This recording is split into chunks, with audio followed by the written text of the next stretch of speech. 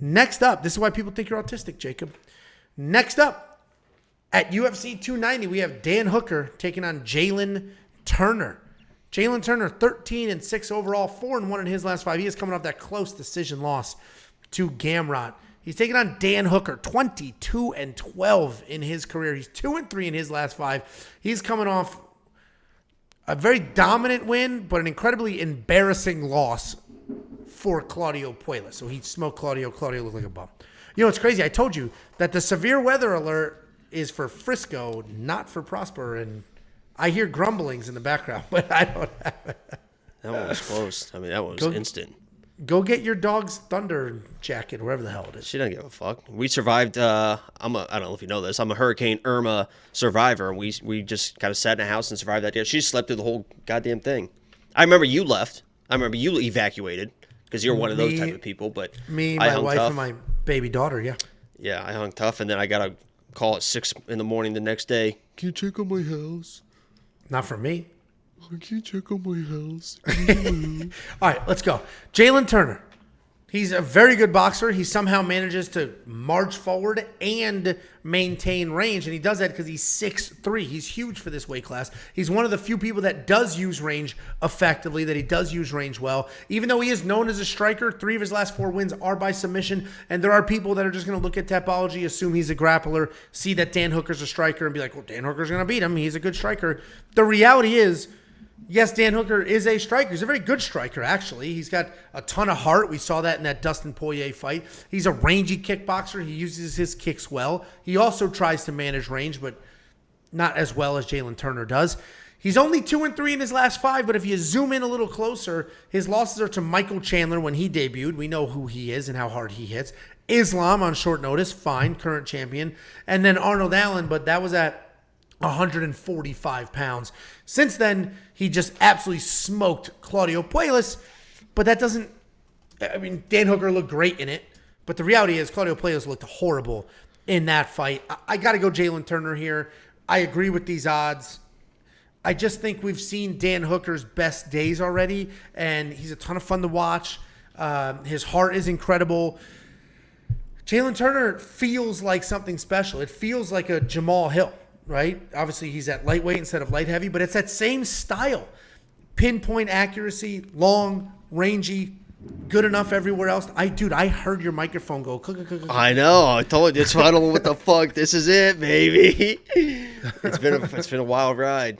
I just want to say, you know, I love you guys. Imagine, dude, you getting struck by lightning live on YouTube is the best thing that could ever happen. Oh my god, that exit wound would feel great. Oh Jesus Christ. Anyway, I'm all over Jalin Turner here. I think he's literally a little bit better than Dan everywhere, and he's bigger, and he's long. He's going to be faster. He might not be more technical, but his boxing is clean. It's crisp. He has power. That fight with Gamrot, I thought Gamrot was going to smoke Jalin Turner, and he didn't. That was a very close fight. So good for Jalin Turner. I think he gets this done. Very confident in him. What do you think, Jakey boy? Yeah, I will say I'm a big Jalin Turner fan. The Tarantula, I've got his autograph back here somewhere. One of his cards. That's one of my favorite cards that I have. By the way, we also opened a Khabib 1 of 10. That's like a $500 card, I think, on the live stream Saturday. So that was a lot of fun. Little fun experience. Collecting cards sounds fun. Yeah, a little fun experience. We had fun with it. You know, we kind of guess on what the next card's going to be and who's going to be the autograph. And, you know, the other autograph I got, actually Saturday I pulled Alex Pereira autograph. To find out who you think wins this fight. Alex Pereira autograph. You know who the other one was? Who? Joe fucking Selecki, baby. So we were excited about that. I went back and watched the Dan Hooker Nasrat fight because I thought that was the most probably close comparison that we could get to a guy like Jalin Turner. And Dan Hooker looked fantastic in the striking, in the wrestling towards the end of that fight. But he did kind of struggle with the takedowns because that's one I wanted to see the most is how are his takedowns.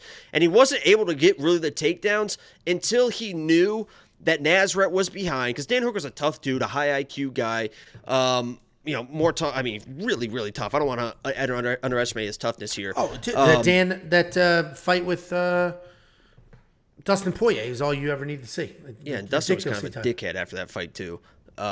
Anyway, But he was controlling that range. But I wanted to see the takedowns on that fight, and he really didn't get the takedowns clean until he knew that Nasrat was down 2-0 because Dan clearly won the first 2 rounds, and Nasrat was overextending.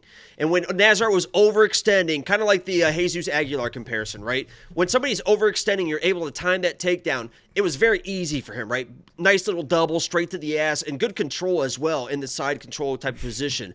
So I do worry at times if Jalin Turner gets a little bit too happy, a little bit too aggressive, because you saw that in the Jamie Malarkey fight.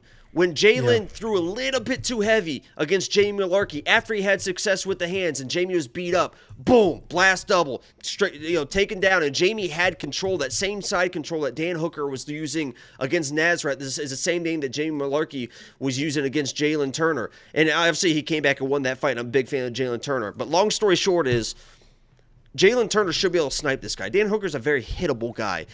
When he throws his combinations, we saw this in tape study too. By the way, Discord's free, premium members. Sometimes we do tape study, and this is what we saw as well. He does a very good job of defending with his right hand. So if Jalen's throwing left, he does a good job defending. But when he's throwing Dan Hooker, he does not defend that left hand. He uses his length as his defense, but he tucks the chin behind his shoulder, which usually works because he's usually a taller guy.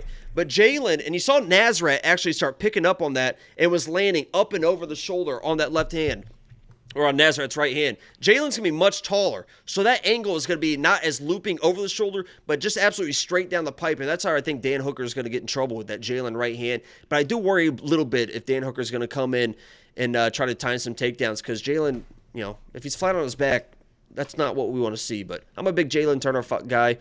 I think he can knock him out. Yeah, I mean, I'm very confident in Jalin Turner. Obviously, Dan Hooker's insanely tough, veteran savvy. How old is he? 33. He's not even that old. Dude, I hear it. Insanely tough, veteran savvy, all the things, so he could certainly pull this off. Somebody just commented, which was pretty funny. I feel like Hooker's reborn. It said he needed a win. I thought it said he needs. Yeah, I wouldn't look too much into his last win. I mean, yes, he won that fight, and he did everything he was supposed to do, but Claudio Playas was wiping his own ass. When I broke down tape, I completely avoided the Islam fight. There's no point in watching. I completely avoided the Playas fight too. You're not going to learn anything in that fight that'll help you for this fight. There's no point in watching. Yeah, what you learned is Claudio Playas is an absolute dork. He's a fucking L7 weenie. $8,800 in DraftKings, $7,400 in DraftKings. Pick your side. I actually, while I am very confident in Jalin Turner, and we have seen Dan Hooker stopped before, Michael Chandler, right? One punch. I don't think Jalin Turner is going to finish Dan Hooker. We know how ridiculously tough Dan Hooker is. So I probably won't spend the $8,800. Yeah, the over 1.5. It's a 1.5 round line, right? I love the over 1.5. I think I have that parlayed with something else as well. I parlayed it as well. I didn't play it straight up. I think as a parlay piece, it's worth. I mean, it's minus 145 right now. I think before it was even like minus 160, so it's even getting tight and more tight for some reason. Yeah, and I like the under 1.5 in the last fight, in the Bo Nickel fight. So you guys can piece together some parlays if you'd like there. But Dan Hooker's super tough, and Jalin Turner, yes, he's a savage. But he's not one-punch knockout guy, right? He's pick you apart, wear you down, beat you up, catch you in something a little. And unless Dan Hooker's shooting wild takedowns out of nowhere, he's probably not going to get Jamie Malarkey either. So anyway, WeWantPicks.com, $10 a month. Become a premium member. Jacob, would you like to become a premium member? It's only $10 a month. No, thanks. Somebody mentioned in the chat the plus 3.5 for Dan Hooker. That was one thing I was maybe looking at for his toughness and maybe getting a takedown and controlling one round. But I just think this is too dangerous of a fight for. Jalen's fucking good, man. He's very, very good. And if you think it's even that close, then if it's a super close fight, Dan Hooker's probably winning that fight. I think he can steal it, right? I think it can be a back and forth striking, and then boom, there's a takedown with a minute to go, and he steals that round type of thing. But even if he steals a round, I think he can still get knocked out. So it's potentially, but even Gamrot had a hard time taking him down, holding him down. So yeah, but I mean, Jamie Malarkey was just boom. I mean, there's just timing. When you're waiting for it, you're going to be hard to be taken down. But when Jalin starts, overextending, they time it pretty well, and he's on his ass. All right. Well, WeWantPicks.com. Click become a member.